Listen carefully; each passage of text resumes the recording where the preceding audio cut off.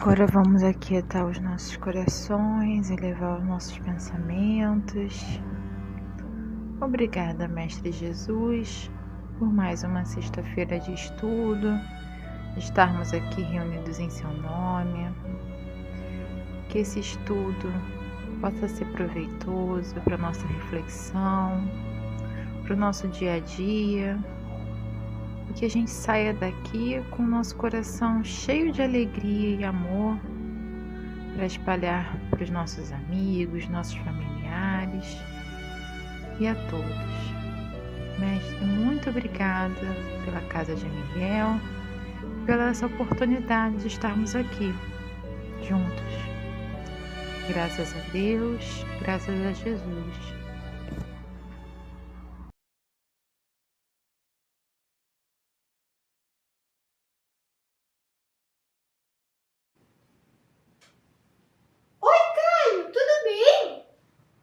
Sim. Nossa, o que aconteceu? Nada. Fala pra mim, talvez eu possa te ajudar. Eu briguei com o Miguel na escola. Por que vocês brigaram? Ele é seu melhor amigo. Porque a gente tirou a nota baixa no trabalho da escola e a culpa é toda dele. Não entendi. É que o trabalho era em dupla. A professora deu uma semana inteira pra gente fazer. E eu combinei com o Miguel de cada um fazer a metade. E o que aconteceu? Quando chegou na aula hoje, a parte dele estava toda errada. Eu fiquei muito bravo com ele.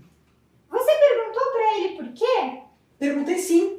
Ele falou que deixou para o último dia. Você acredita? Que preguiçoso. Eu já falei que eu não faço mais trabalho com ele. Caio, você não devia ter feito isso. Por que não? Você não sabia que a Isabela, irmã do Miguel, passou a semana inteira com febre e não foi pro colégio? Eu não sabia que ela estava doente. Pois é, a Isabela me falou que o Miguel ficava cuidando dela todos os dias depois da aula. Será que não foi por esse motivo que ele não teve muito tempo para fazer o trabalho? Nossa, Abigail, eu não sabia disso. Agora eu tô me sentindo mal por ter brigado com ele.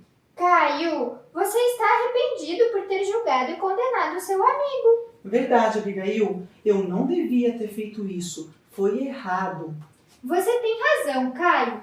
Jesus nos ensinou que não devemos julgar os outros quando disse: aquele que estiver sem pecados, atire a primeira pedra. Não entendi. É uma passagem do Evangelho. Ah, você pode me contar? Claro! A história conta que, certa vez, os fariseus levaram uma mulher que fez coisas muito erradas e quando chegaram no meio de uma praça onde Jesus estava, falaram: Mestre, esta mulher acaba de fazer muitas coisas erradas e a lei de Moisés ordena que ela morra apedrejada. Apedrejada? Sim! Então as pessoas foram e perguntaram qual era a opinião de Jesus.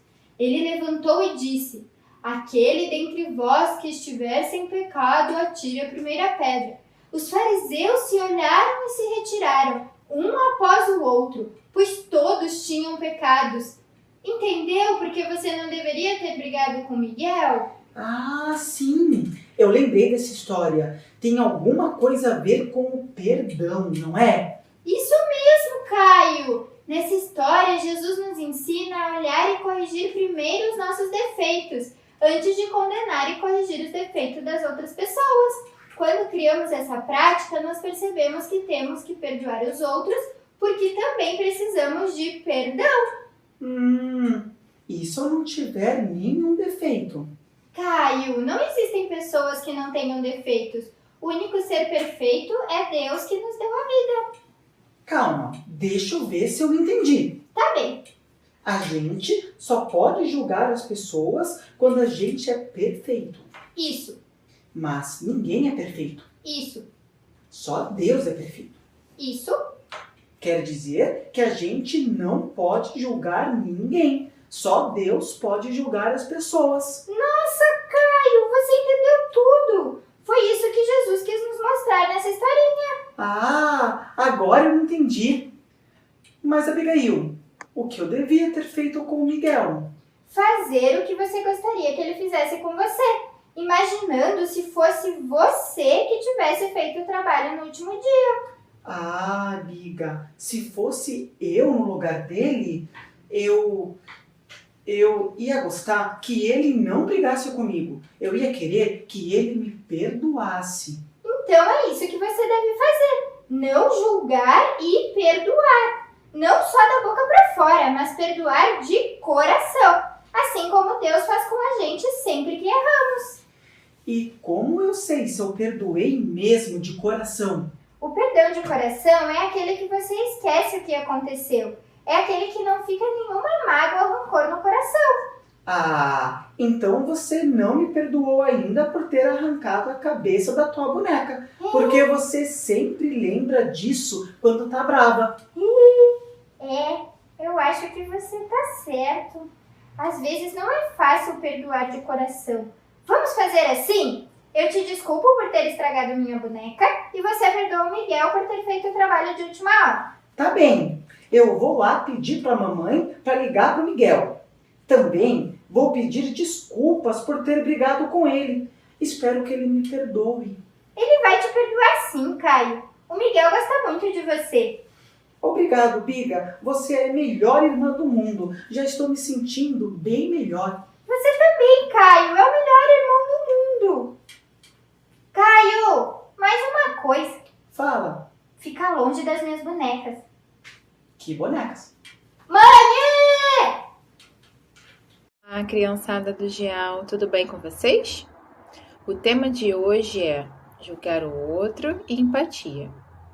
Nós vimos no vídeo com a história do Caio e da Abigail, que são irmãos, que aconteceu uma situação que o Caio acabou julgando o amigo dele, não foi?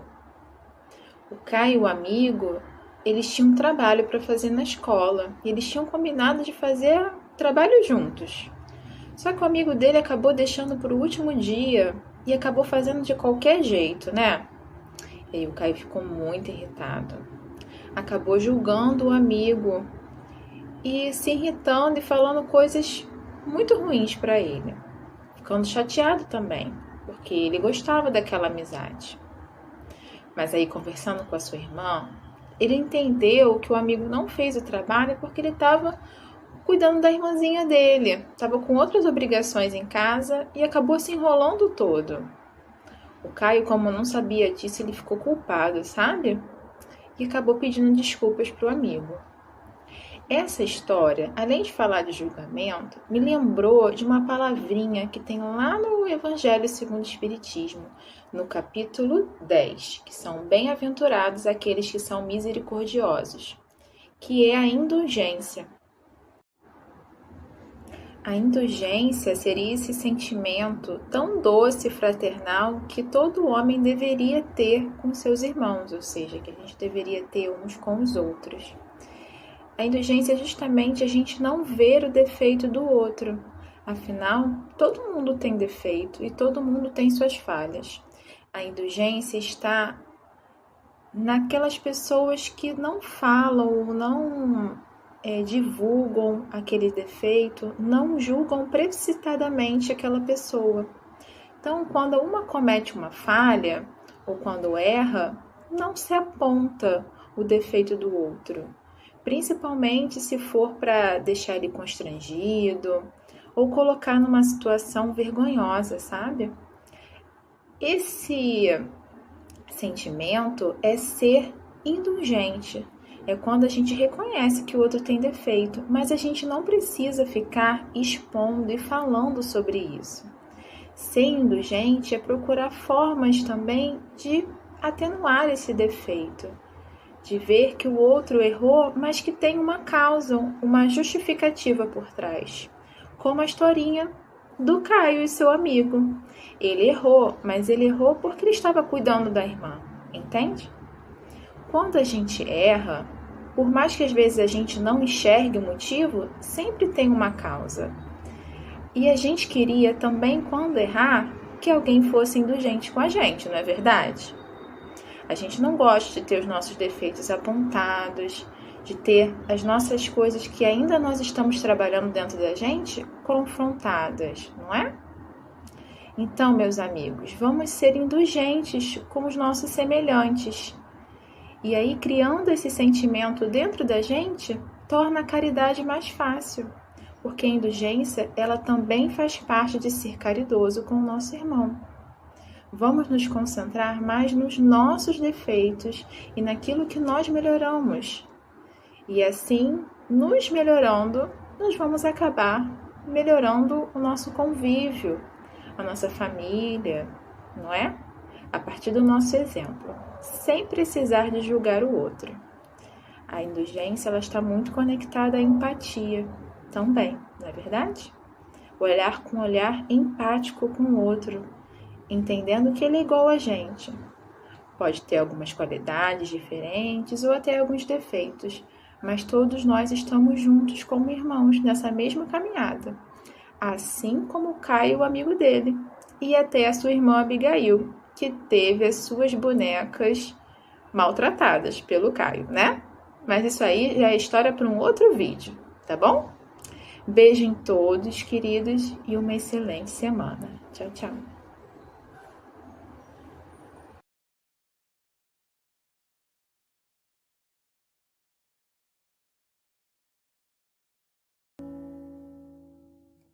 No alto da montanha, com o povo a escutar, falava Jesus de amor, verdades vão ficar.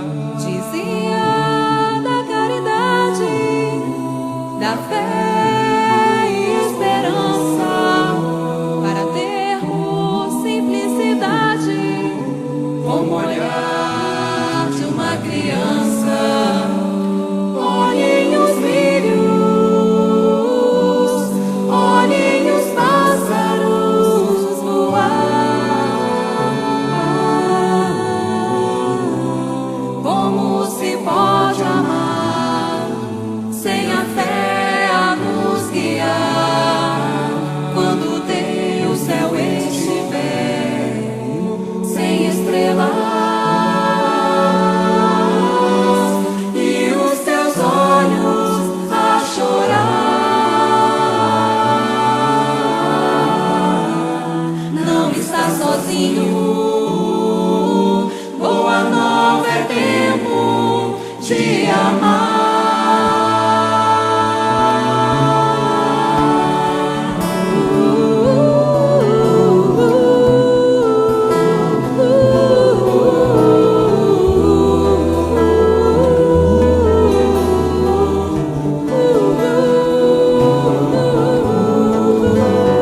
Olhem os lírios, olhem os pássaros voar. Como se pode amar sem a fé a nos guiar? Quando teu céu estiver sem estrelas e os teus olhos a chorar, não está sozinho. Boa nova é tempo de amar.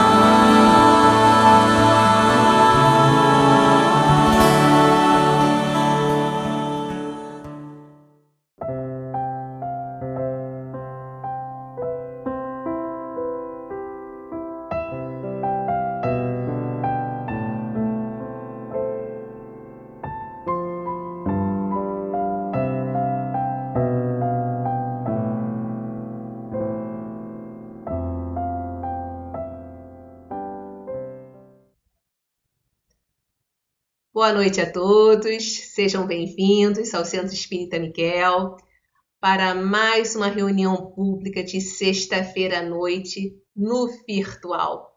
Para quem não me conhece, sou Mônica Lima, uma trabalhadora da casa. E vamos a alguns informes.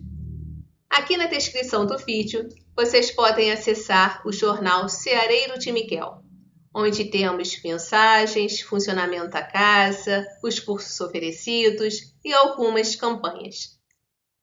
E o DEA, o nosso departamento assistencial, por exemplo, está com a campanha dos padrinhos de Natal para as nossas crianças acolhidas, e a do Panetone, que irá compor a cesta básica de dezembro. Então, deem uma olhadinha lá no jornal, procurem se informar e, se puderem ajudar, o SEM agradece. As reflexões da noite de hoje serão trazidas pela Maeli Moço, nossa querida companheira, com o tema que se refere a uma fala de Jesus. Onde estiverem 2 ou mais pessoas reunidas em meu nome, aí eu estarei. Como assim, Mônica? Quer dizer que se eu estiver sozinho, Jesus não estará comigo? Vamos assistir o que a Maeli vai nos trazer e esclarecer essa fala de Jesus? Vamos lá? Uma boa noite de reflexões, que Jesus esteja conosco.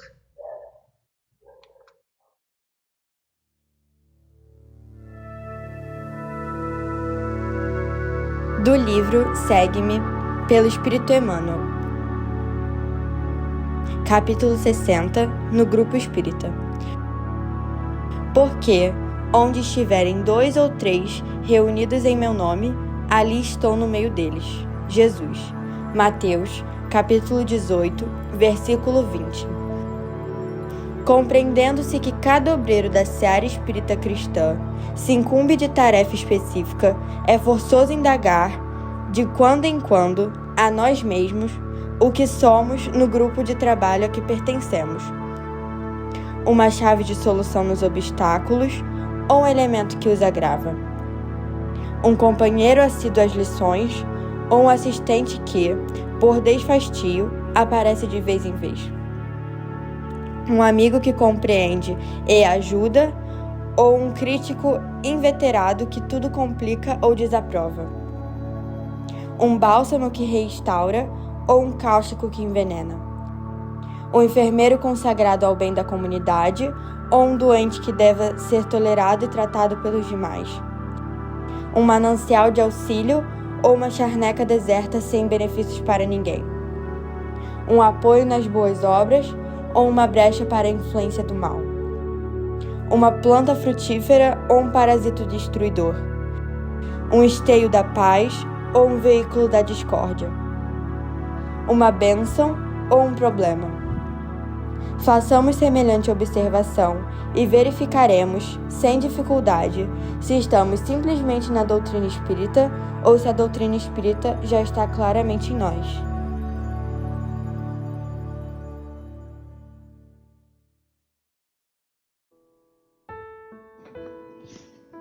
Querido Mestre Jesus, estamos reunidos em Teu nome, em comunhão com os irmãos desencarnados que envolvem este trabalho de divulgação da doutrina espírita e de esclarecimento e consolo para as nossas mentes e corações. Rogamos para que as reflexões trazidas nesta ocasião possam fortalecer a nossa fé e a nossa esperança, e que o aprendizado possa ser revertido em propósitos no bem, para a caridade junto aos nossos irmãos mais necessitados. Que assim seja, graças a Deus.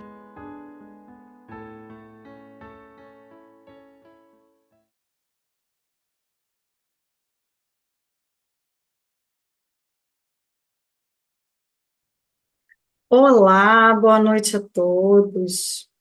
Sejam todos muito bem-vindos a mais uma reunião pública de sexta-feira. Um prazer estar aqui conversando com vocês sobre o Evangelho. Hoje, o título do nosso estudo está em Mateus, capítulo 18, versículo 20, que diz: Pois onde dois ou três estão reunidos em meu nome, aí estou no meio deles. Essa tradução que eu estou usando é do Haroldo Dutra Dias, no Novo Testamento. Então, vamos conversar um pouquinho para que a gente possa compreender o que exatamente Jesus quis dizer com essa fala. Olhando por cima, ou sendo literal, a gente pode entender que Jesus está dizendo que ele só aparece quando a gente está no meio de mais gente. Então, se a gente estiver sozinho, ele não está conosco. Então, vamos compreender melhor isso para que a gente efetivamente tire o véu da letra e possa absorver o ensinamento. A página de abertura que eu preparei para vocês, que foi lida, já dá conta um pouco do que a gente vai conversar por aqui essa noite. Então, o que está acontecendo com ele e os discípulos para que ele diga isso? Essa é a primeira coisa que a gente tem que avaliar. Qual é o contexto que a frase foi dita? Porque qualquer coisa que eu diga aqui, e que, vamos supor, na hora da edição, para transmitir para vocês, seja retirado, o que vai acontecer? Vai ficar fora de contexto. Então, o que a gente precisa compreender? A gente precisa compreender que tudo que Jesus falou tem um contexto. E o primeiro passo para compreender o que ele disse, a gente precisa compreender o contexto. Então, eu vou ler o trecho que começa em Mateus 15. Mateus, capítulo 18, versículo 15, onde Jesus fala assim: se o teu irmão pecar contra ti, vai arguí-lo entre ti e ele somente. Se te ouvir, ganhaste teu irmão. Mas se não te ouvir, toma ainda contigo uma ou duas pessoas, para que pela boca de duas ou três testemunhas seja estabelecida toda a questão. Vou dar uma parada para a gente compreender que a gente está falando de mais de 2000 anos. E essa sociedade, assim como a nossa, tinha as suas problemáticas. E Jesus, então, estava tratando aqui de uma situação cotidiana. Ou seja, se você e seu irmão estão com alguma picuinha, tenta resolver com ele. Se ele te ouvir, tá tudo certo. Mas se ele não te ouvir, chama outras pessoas, mais duas ou três testemunhas, para que a questão se resolva. É isso que Jesus está falando. E aí, continuando. E se ele se recusar a ouvi-los, diz-eu à igreja. A igreja aqui era uma assembleia popular de anfitriões, né? Era um lugar onde as pessoas se reuniam. Era como se fosse uma congregação daquele povo, a comunidade mesmo cristã. Então, se não houver acordo, vai para a comunidade. Fala com essa assembleia de pessoas.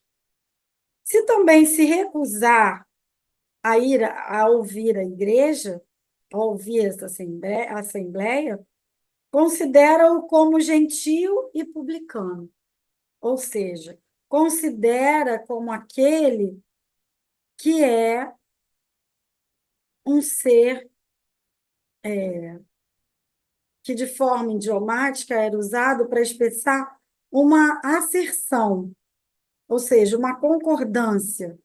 Alguém que tivesse uma confirmação, ou seja, você vai elevando o nível. Então, se com você diretamente não deu certo, chama mais 2 ou 3 para serem testemunhas.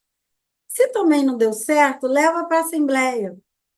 Leva lá para a comunidade cristã. Se lá também ele não quis te ouvir, aí é hora de você chamar um gentio e um publicano. Então, veja que ele vai falando de coisas cotidianas para dizer que o assunto vai aumentar de tamanho. Vos digo que tudo o que ligaste sobre a terra estará ligado nos céus, e tudo que desligaste sobre a terra estará desligado nos céus. Novamente, vos digo que se 2 de vós estiverem de acordo sobre a terra, a respeito de qualquer coisa que porventura pedirem, lhes acontecerá da parte de meu Pai que está nos céus. Aí vem o tema de hoje.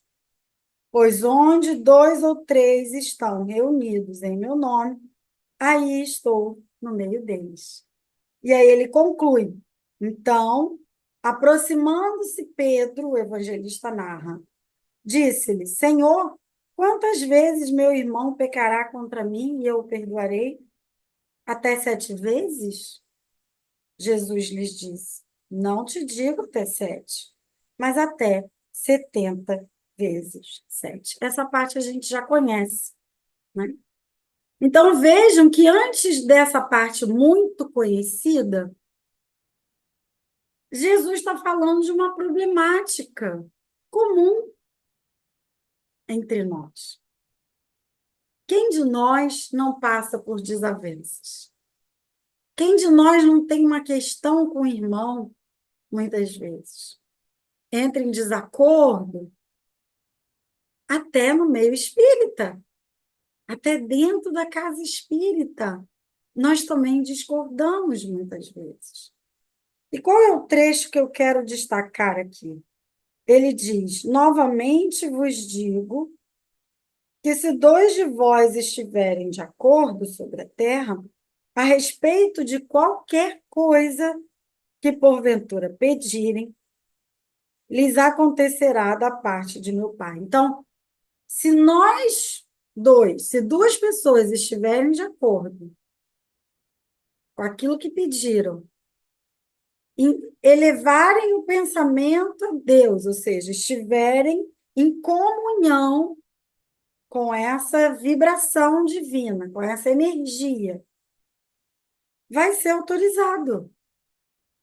Vai acontecer.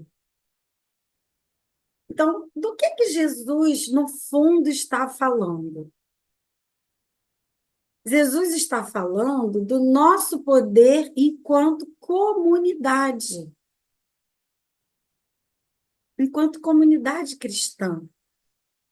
Quando nós nos unimos, quando nós estamos voltados para o mesmo propósito, com o mesmo objetivo, com o mesmo desejo, o que vai acontecer?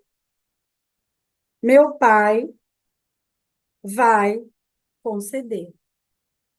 Porque ele diz, lhes acontecerá da parte do meu Pai que está nos céus. E Kardec, muito sábio, pega esse trecho, que é o tema da nossa fala de hoje, e vai usar lá no capítulo 28 do Evangelho, que é na coletânea de preces espíritas, ou seja, já no final do Evangelho, ele vai nos narrar, lá no item 4, começando no item 4, indo até o item 6, que é propriamente a prece, 6 e 7, que são as preces, mas eu vou pegar só o prefácio. Então, para você se situar no Evangelho, esse trecho está no capítulo 28, onde ele está tratando de reuniões espíritas. Começamos no item 4 e vamos até o item 7, sendo que os itens 6 e 7 são as preces. São as preces. Então, o que acontece aqui? Ele diz para nós o seguinte, no item 5, que é o prefácio. O item 4 é o próprio tema do nosso estudo. Para estarem reunidos em nome de Jesus, não basta a presença material. É necessário que o estejam espiritualmente pela comunhão de intenções e de pensamentos voltados para o bem. Ou seja, quando nós efetivamente estamos congregados em nome de Jesus e não juntos, simplesmente, materialmente. Não. Quando os nossos pensamentos e as nossas intenções estão em acordo com aquilo que Jesus nos trouxe, nós estamos cumprindo o que Jesus está nos dizendo aqui em Mateus, capítulo 18, 20. Então, Jesus se encontra no meio da reunião. Ele, ou os espíritos puros, que o representam. O Espiritismo nos faz compreender de que maneira os espíritos podem estar entre nós. É graças ao seu corpo fluídico espiritual e com aparência que nos permitiria reconhecê-los caso se tornassem visíveis. Quanto mais elevados na hierarquia, maior o seu poder de irradiação. De maneira que, possuindo o dom de ubiguidade, ou seja, de estar em mais de um lugar ao mesmo tempo, podem simultaneamente estar em muitos lugares. Portanto, basta a emissão de um raio do seu pensamento. Então, o que é importante a gente compreender? Que a união dos nossos pensamentos, a emissão dos nossos sentimentos, faz com que verdadeiramente Jesus esteja entre nós. Nós estamos à distância. Eu estou aqui na minha casa, você está aí, onde quer que você esteja, me ouvindo falar sobre o Evangelho. Se nós estivermos gerando agora essa mesma sintonia, essa emissão, essa vibração, nós estamos alinhados, conectados com a presença do Mestre. Ou, como ele bem disse, dos espíritos puros que o representam. Então, é sobre isso que Jesus está falando. Jesus não está falando de quantidade de pessoas. Ele não está preocupado em ter uma multidão. Ele está nos contando da qualidade dessa congregação. Para que efetivamente ele esteja, nós precisamos estar com ele em mente e coração. E claro, se mais de um está, como a gente leu na passagem, é sinal que a gente está acordado do que está acontecendo. Ou seja, estamos de acordo com o que está acontecendo. Lembra que ele estava falando lá da briga, da discordância? Então, o que ele está dizendo? Se vocês estão juntos em meu nome, ou seja, se está em nome de Jesus, não tem discordância, tem uma concordância. Tem uma ideia una, em uníssono, porque Jesus representa o bem e não a discórdia, a união e não a fragmentação. E aí Kardec vai falando mais. Com essas palavras, Jesus quis mostrar o efeito da união, da fraternidade. Não é o maior ou menor número que atrai os espíritos, pois se assim fosse, ele podia ter dito, em vez de 2 ou 3 pessoas, 10 ou 20. Mas o sentimento de caridade que as anima reciprocamente. Foi o que eu acabei de dizer. Então, ele não está falando de quantidade, ele está falando da qualidade da relação. Onde nós estamos juntos por uma fraternidade, por uma caridade. É interessante observar o versículo por esse ângulo, né? Fica mais rico, fica mais bonito e mais profundo. E tem muito mais a ver com Jesus do que um olhar superficial. Então, Kardec conclui: ora, para isso, bastam, quer dizer, para esse sentimento de caridade, essa união, essa fraternidade, para isso bastam 2 pessoas. Mas se essas 2 orarem separadas, mesmo que se dirijam a Jesus, não há entre elas comunhão de pensamento. Sobretudo se não estão movidas por um sentimento de mútua benevolência. Querem ver como é que a gente observa isso? Quando a gente está numa reunião pública presencial e está todo mundo disperso. Um está se mexendo na cadeira, o outro quer falar, o outro queria pegar o celular, e o outro tal. Pronto, aquilo não está ainda em sintonia. Aí a gente começa com a página de abertura. Para quê? Para reorganizar os nossos pensamentos, sentimentos, para trazer a gente para um lugar. Trazer a gente para aquele lugar. E aí o que acontece? A gente começa a ter uma comunhão de pensamento. Mas se a assembleia, se os participantes não estiverem movidos por essa comunhão, é como ele está dizendo, elas vão orar separadas. Estão ali orando, falando com Jesus, mas não tem uma conexão. Na reunião mediúnica, a gente também constata muito isso, que é um grupo menor, né? Mais restrito. Quando o grupo não está muito coeso, é notório a diferença.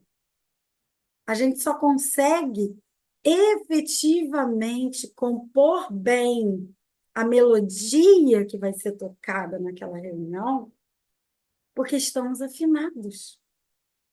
Eu costumo dizer que reunião mediúnica é corpo mediúnico. Ou seja, se alguma parte aqui do meu corpo não estiver integrado, não estiver em comunhão, o que vai acontecer? Eu vou ter um problema. O problema de saúde acontece por isso. Há uma dissonância. Há uma questão aí que a gente vai precisar resolver. Então, ele diz, mais adiante, se estiverem, então, animadas de mútua prevenção, com ódio, inveja, ciúme, as correntes fluídicas dos seus pensamentos se repelem, em vez de se unirem, por um comum impulso de simpatia. Então, elas não estão reunidas em nome de Jesus. Perceberam? Então, se a gente está com uma emoção, com um pensamento que não comunga com o Cristo, nós não estamos com Ele. Isso também acontece quando estamos sozinhos. Mas quando a gente tem 2, 3 ou mais, Isso acontece como o texto que eu acabei de ler. Ou seja, isso fica maior, vira uma bola de neve, vira uma questão muito mais problemática. Porque vocês viram passo a passo até chegar nos gentios e nos publicanos? Houve uma situação anterior que não deu conta de resolver aquela problemática. É sobre isso que nós estamos falando. Nesse caso, Jesus será apenas o pretexto da reunião e não o verdadeiro motivo. Jesus, portanto, precisa ser o nosso verdadeiro motivo e não um pretexto para nós estarmos aqui agora. Porque se for um pretexto, nós não estamos reunidos em nome dele, portanto, não conseguimos o vínculo necessário com a sua presença ou com quem o represente. Isso precisa ficar claro. Isso não quer dizer que Jesus não ouça uma pessoa, e agora ele vai destrinchar, saindo de 2 ou 3 para uma. Se ele não disse, atenderei a qualquer que me chame, é porque exige, antes de tudo, o amor do próximo, do qual se podem dar maiores provas em conjunto do que isoladamente. E porque todo sentimento pessoal o nega. Olha que coisa interessante. Kardec já está nos falando do egoísmo. Porque aí, o que acontecia muito? E hoje ainda é assim, infelizmente. Às vezes a gente não quer se misturar. A gente não quer comungar. O que muitas das vezes acontece hoje em muitos lares? As pessoas não comungam o momento da refeição, por exemplo. Cada um come no horário, cada um tem lá a sua agenda. O que está acontecendo? Há um sentimento pessoal. E, portanto, não há uma comunhão. Portanto, nós estamos nos negando a convivência. E isso acontece. E era sobre isso que Jesus estava querendo falar. Olha, sozinho, você não vai conseguir muita coisa. Mas se você tiver em conjunto, se você tiver com mais, você vai conseguir ir longe. Por isso, o seu último mandamento fala exatamente sobre isso. Os meus discípulos serão reconhecidos por muitos se amarem. O que ele está chamando a nossa atenção? De novo para a comunhão, de novo para caminhar junto, porque juntos nós vamos conseguir ir mais longe do que sozinhos. Então, para finalizar, ele diz: segue-se que numa reunião numerosa, porque lembra, ele está falando de reuniões, esse é o tema. Ele está falando das reuniões espíritas, que é exatamente o que nós estamos vivendo aqui.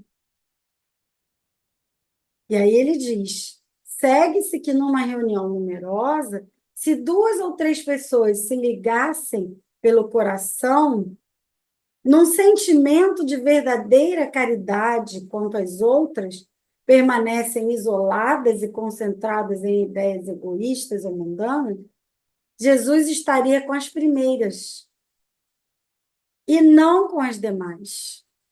Não é, portanto, a simultaneidade das palavras, dos caniços ou dos atos exteriores que constitui a reunião em nome de Jesus, mas a comunhão de pensamento segundo o Espírito da caridade personificada.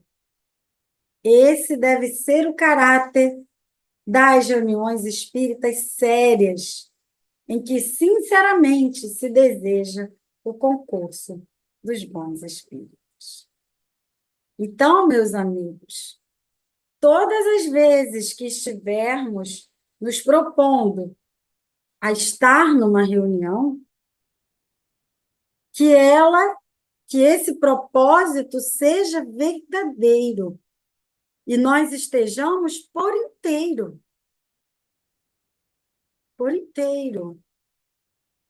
compreendendo que é o feixe que vai nos ligar. É esse sentimento de caridade, de amor, de partilha, é que vai fazer com que realmente nós estejamos diante da presença do Mestre e dos seus enviados. Então, que a gente possa, de fato, aprender com ele. Como fazer? Como é que ele gostava de estar? Ele gostava de estar com todos à mesa. Tem alguma narração que Jesus comeu sozinho? E disse, hoje eu não quero ficar com vocês, não. Não temos. Tudo ele nos convidava para a congregação. Tudo ele nos chamava para a partilha, para a comunhão, para a fraternidade, para a caridade, para o amor ao próximo, como Kardec colocou aqui. Então, não adianta, de forma egoísta, eu querer ir. É claro que ele vai me ouvir. Kardec em nenhum momento disse que ele não vai me ouvir, muito pelo contrário. Isso não quer dizer que Jesus não ouça uma pessoa só. Lógico que ele ouve. Quando você está aí em prece, de manhã, de noite, ou qualquer hora do dia, ele vai ouvir você. Mas aqui ele está fazendo um chamado maior. Ele está dizendo, se você puder estar com outros que comungam da mesma ideia que você, faça isso. Esteja. E você vai perceber a diferença. E você vai perceber a vibração, que é outra. É diferente quando a gente está em casa, sozinho, fazendo prece. De quando realmente nós estamos reunidos em nome de Jesus. E isso, cada um de nós precisa tomar conta de si. Não é para apontar para o coleguinha, não. Era para que nós possamos olhar dentro de nós. Verdadeiramente dentro de nós. E a partir do momento que a gente olha, a partir do momento que a gente se coloca na posição de verificar se eu estou ali dedicando o meu tempo, realmente querendo a presença do Senhor. Eu não estou ali para ver a fulana e a ciclana, que já tem um tempo que eu não vejo. Não. Eu estou ali pelo Mestre, para o Mestre, pela comunhão que eu quero fazer com Ele. Isso muda tudo. Isso vale, gente, para qualquer coisa que a gente vai fazer. Vou fazer um almoço. Vai se reunir toda a família. Não é bom quando a gente consegue congregar e reunir? Então, por que a gente segrega? Por que a gente quer comer separado, lá no nosso quarto, lá não sei aonde, em frente para a tela? Por que a gente está com esses comportamentos de isolamento? Jesus está nos convidando a um comportamento de comunidade, de sociedade, de fazer com o outro. Quando nós temos os eventos na casa de Miguel, de forma presencial, para quem conhece a casa, para quem já foi, para você que ainda não veio, você está convidado. A gente sempre deixa aqui na descrição como nos encontrar. Então, quando nós estamos presencialmente fazendo esses movimentos, como é bom! Como a gente sai com o coração quentinho, como aquilo é feliz. Então, quando verdadeiramente nós compreendemos o espírito de comunidade, o espírito de união, de fraternidade, de caridade, aí sim, nós encontramos o Mestre. Que Jesus nos abençoe, que nós verdadeiramente podemos estar, de fato, com Ele, e que assim nós possamos, Senhor, congregados aqui em Teu nome, termos recebido o benefício do Teu amor. Graças te damos por esse momento que foi tão breve, e eu desejo a todos uma ótima noite. Fiquem com Deus.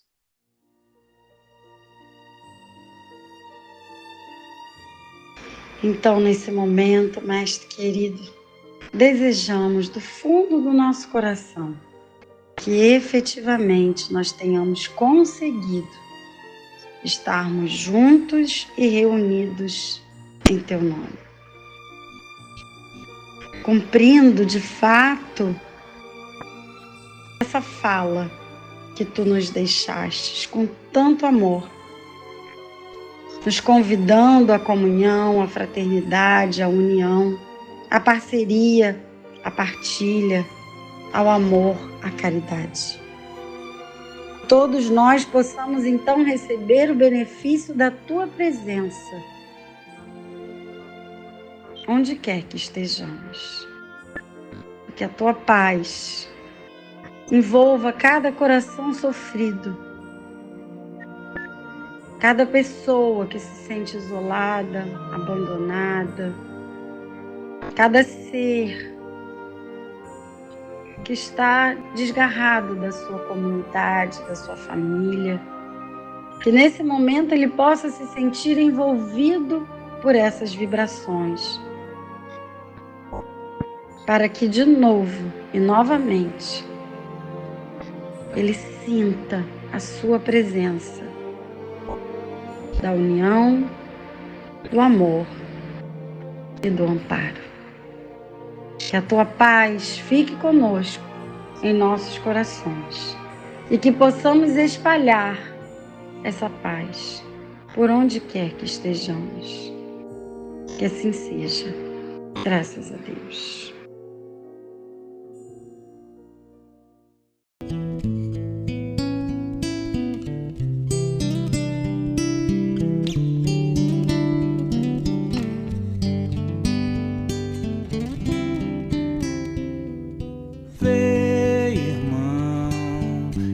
Cintila lá no céu, o amor do Pai, e em oração agradece a vida e confia.